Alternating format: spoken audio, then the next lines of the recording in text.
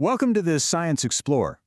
Have you ever wondered how scientists know what to change, what to measure, and what to keep the same during an experiment? A science experiment is not simply about mixing materials or watching something happen. Scientists must plan their investigations carefully so that their results are meaningful. In this two-part series, we are going to learn 10 important scientific terms that every primary science student should know.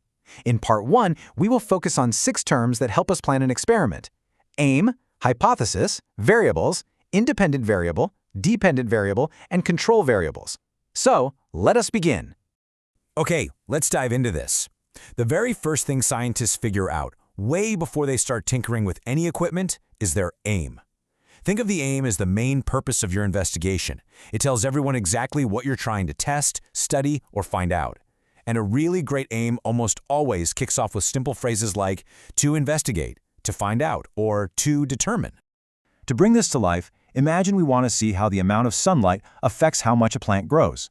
Our aim for this experiment could just be to investigate how the amount of sunlight affects plant growth. See how simple that is?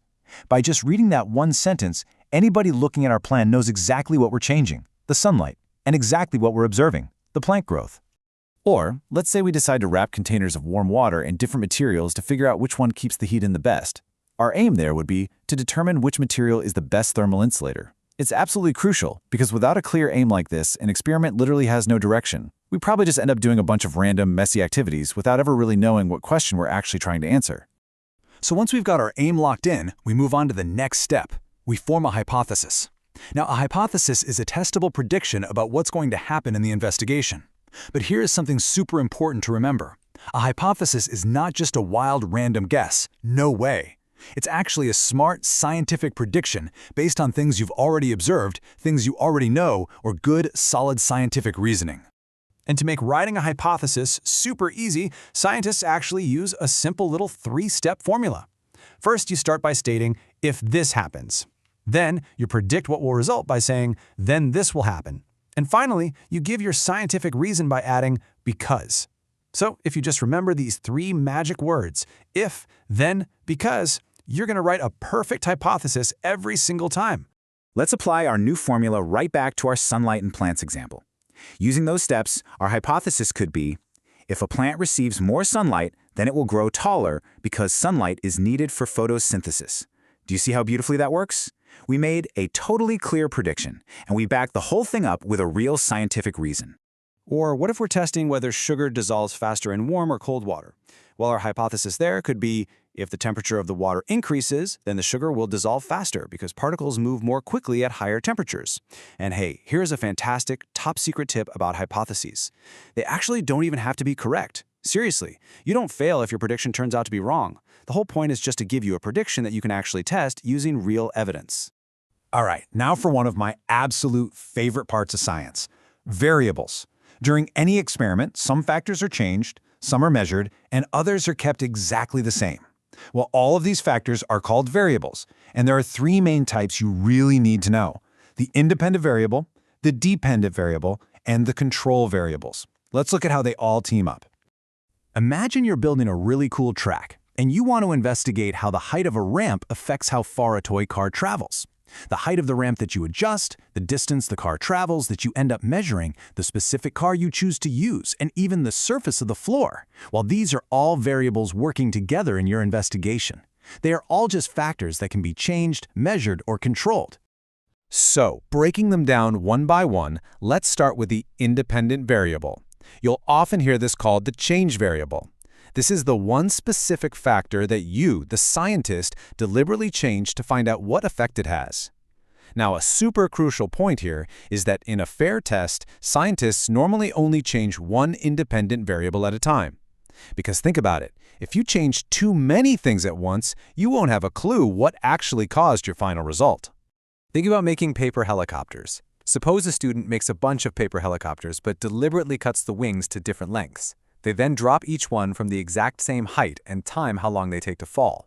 In this experiment, the length of the helicopter's wings is the independent variable, because that is the specific factor the student changed on purpose. To help you instantly spot the independent variable in literally any science experiment you do, I want you to ask yourself this secret, memorable question. Just say, what am I changing on purpose? If you can answer that, boom, you found your independent variable. Okay, next up is the dependent variable, which is quite often called the measured variable. This is the factor that is measured or observed in response to the change you just made. And the key word to remember here is depends. The result that you measured depends on the independent variable you just changed. Consider a student testing out some plant fertilizer. If they give a bunch of plants different amounts of fertilizer and then measure their height after 4 weeks, well, what's the dependent variable? It's the height of the plants. That height, measured in centimeters, is the result the student is measuring to see if the fertilizer actually had any real effect. And just like we had a magic question for the independent variable, we've got one for the dependent variable too.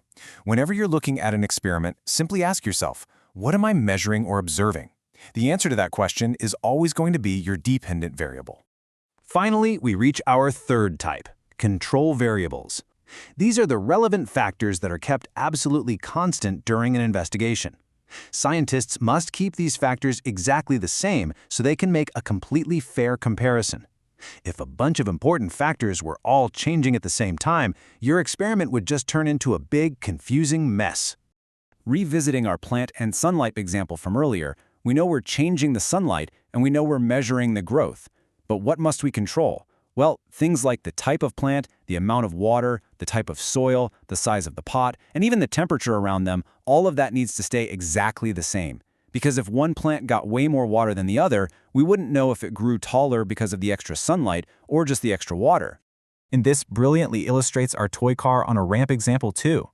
If we're testing how ramp height changes the distance the car travels, we absolutely have to use the exact same toy car, the exact same floor surface, and the exact same starting position every single time.